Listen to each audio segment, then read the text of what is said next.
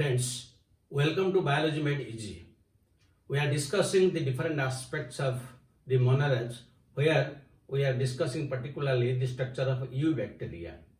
And already we have discussed the size, shape and the structure. Now next in this video, we'll discuss the bacterial nutrition and the oxygen requirement. That means what are the different types of respiration which are very important from examination point of view. So first we'll discuss the nutrition. As earlier during the classification of five kingdom system of classification, we have discussed what are the characters of Monera, Protist, fungi, plantae and animalia. So there you know that the moneras, they may be photosynthetic, they may be chemosynthetic, they may be autotrophs, they may be heterotrophs. So these are the different modes of nutrition depending upon which they were separated from the protists. So when we discuss the nutrition, mainly basing upon the nutrition, the bacteria are usually of two types. They may be autotrophs, or they may be heterotrophs. Now what is the basic difference between these two? In case of autotrophs, they can synthesize their own food, while heterotrophs, they cannot synthesize their own food. But what is their source of carbon? Here the carbon source is atmospheric carbon dioxide. This is the source of carbon. But here the source of its carbon is organic compounds. Organic compounds. The heterotrophs, they cannot use the carbon from atmospheric carbon dioxide. Only by breaking the organic compounds, they can receive it. So on this basis, there are autotrophs and heterotrophs. Now the autotrophs are again of two types. They may be photoautotrophs,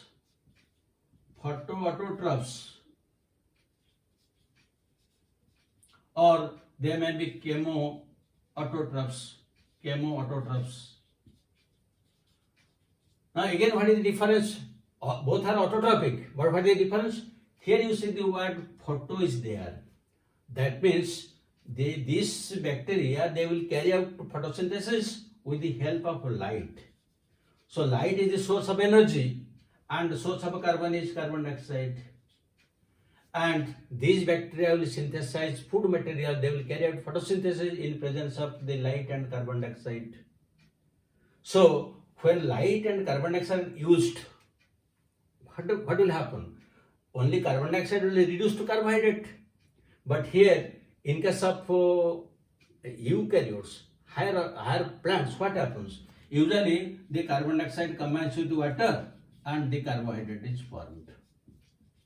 But in case of phototrophs, there is difference. Here the carbon dioxide, the water is not utilized. Here either sulfur dioxide or hydrogen sulfide, or any sulfate compounds are used. So here oxygen is a byproduct, but here the sulfur is a byproduct.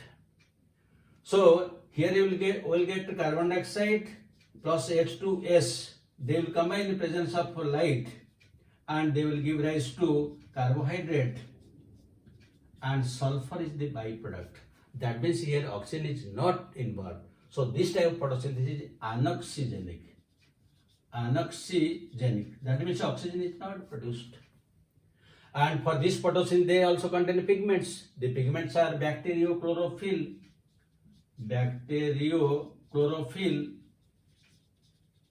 and bacterioviridin. So with the help of these pigments, the bacteria carry out photosynthesis utilizing solar light and the carbon from atmospheric carbon dioxide. But here the donor, the hydrogen donor is not water, it is either H2S or some other sulfate compound. So the byproduct, instead of oxygen, it is sulfur compound. So this is the basic difference between the photosynthesis of higher plants and that of the bacteria. Then let us discuss the chemoautotrophs. So again here the word chemo is there. That means Here the sunlight is not utilized. Here they get energy by oxidizing different inorganic compounds. They get energy by oxidizing inorganic compounds. And depending upon what type of compounds are broken, they are again different types. There may be nitrifying bacteria, iron bacteria, sulfur bacteria, or hydrogen bacteria. That means now the chemoautotrophs, now they may be nitrifying bacteria. So when they will be nitrifying bacteria? Only when they will break nitrogenous compounds. And some of the examples are, you can write some of the examples. They are usually the nitrosomonas, nitrococcus, and nitrobacter. So usually they break down the nitrogenous compounds. Then the second are iron bacteria. So they break down the different iron compounds, and here the examples are usually leptothrix and leptobacillus. Then the third type is hydrogen bacteria.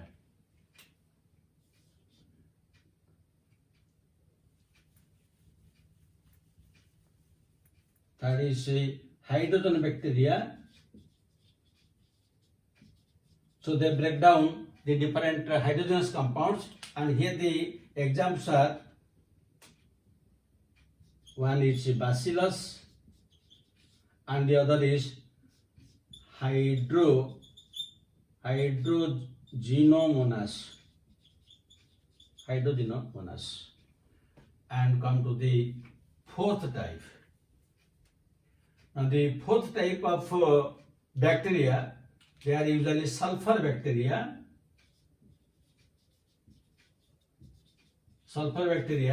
And the different examples are, the different is, one is Beggiatua,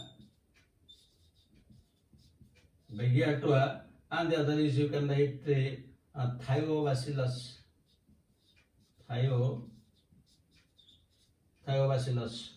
So these are the different types of chemoautotrophs.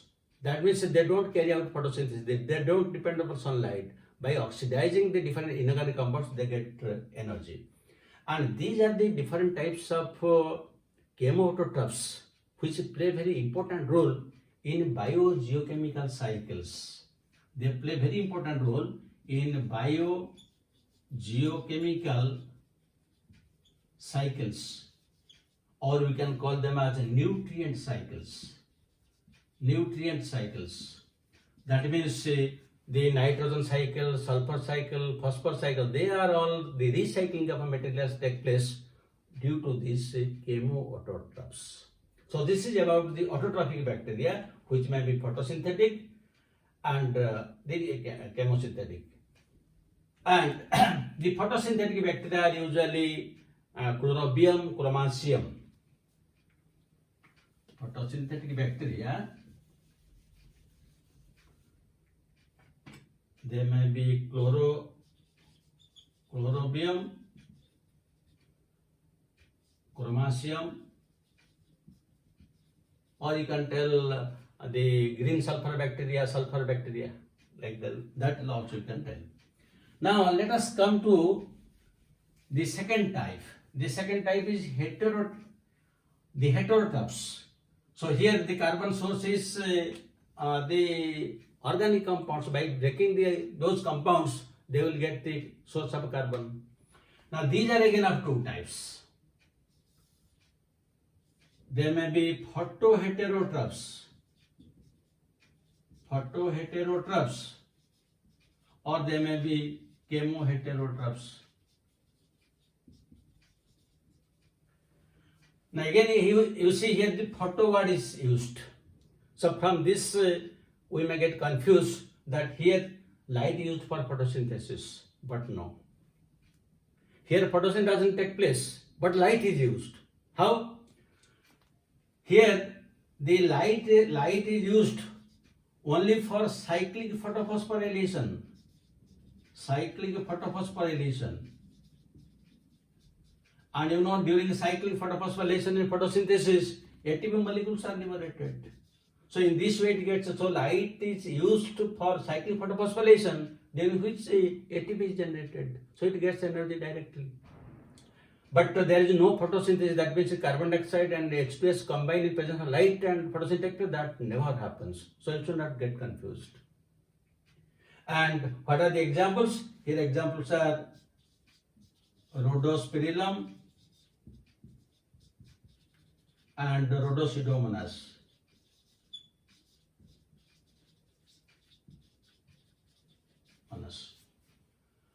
They are photoheterotrophs. Now you come to the chemoheterotrophs. The chemoheterotrophs, they are almost the largest group of bacteria found in the biosphere.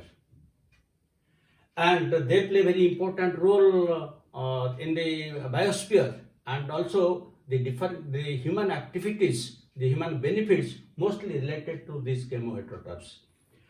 These are again of three types. They may be parasites, they may be saprophytes, or they may be symbionts. So parasites means which cause a disease. They cause disease, they are pathogenic, and those which do not cause disease, they are non-pathogenic. So all the bacterial diseases that are caused in human beings or plants or animals, they are all coming under parasites. They may be obligate parasites, may be facultative parasites, but they are always, they derive their food from living organisms. Saprophytes. Saprophytes are large in number, and usually they get their energy by breaking down the dead plants and animals. Plants, animals, or anything that is dead. From there, that source they will get the saprophyte, they will get energy, and their number is highest because mostly they play important role in decomposition, putrefaction, fermentation, and they have very important roles. And when our milk is converted to curd, they are the saprophytes. So they play very important role. And coming to symbionts, you know, the rhizobium bacteria, rhizobium, it undergoes symbiotic relationship with the leguminous plants. Frankia, it undergoes a symbiotic relationship with the non-leguminous plants like alnus and casuarina. So these are the different types of bacteria divided under nutrition.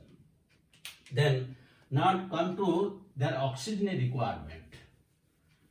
There are some bacteria which depend upon oxygen, and we can call them as aerobic bacteria. So in case of aerobic bacteria, the respiration will be just like aerobic respiration. There will be glycolysis, there will be Krebs cycle, there is electron transport system. And the glycolysis always takes place in cytoplasm, while the Krebs cycle and electron transport system will take place in the mesosomes or in the cell membrane, whereas in eukaryotes it takes place in mitochondria. If it is anaerobic, then it will get energy only from glycolysis, which will take place in the cytoplasm, because they don't require oxygen. So these are the two types. But here I will concentrate on a particular one thing. That means when the bacteria, they may be either aerobes or anaerobes. Aerobes or anaerobes. Now the aerobes may be of two types. They may be obligate aerobes, or they may be facultative. Now listen very carefully, because here students confuse. Those which are aerobic bacteria, they depend upon oxygen. But there are some bacteria which completely depend upon oxygen. Without oxygen, they cannot survive. That means they are obligate aerobes. That means they completely. Suppose you will give example. Then example is you can take Vibrio, Bacillus, Mycobacterium. These are completely aerobic. Without oxygen, they cannot survive. But there are some bacteria which are actually aerobic, but if oxygen not available, they can live in absence of oxygen, and that is not possible in case of obligate parasites. They only oxygen. Without oxygen, they cannot survive. But here they are actually aerobic, but if oxygen is not available, they can survive in anaerobic condition, and they are known as facultative anaerobes. So facultative anaerobes means they are actually aerobic, but if oxygen is not available, they become anaerobic. So here you see facultative. The same thing happens in case of anaerobes. In case of anaerobes also, here I will give you example. Here example you can take E. coli. So that is facultative anaerobe. Now if we will discuss anaerobes, again the anaerobes may be of two types. They may be obligate anaerobes. Obligate anaerobes means they are completely anaerobic. Without oxygen they will survive. And if you supply them oxygen, they will die. Just to reverse. They will die in absence of oxygen, but these will die in presence of oxygen. They are completely anaerobic. And the example is Clostridium.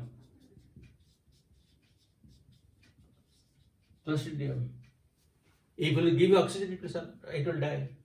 The other one is facultative. Now facultative means these are also anaerobes, but if oxygen is supplied, they can survive. So they are known as facultative. They are facultative aerobes. So facultative aerobes means they are actually anaerobic, but can survive in the presence of oxygen.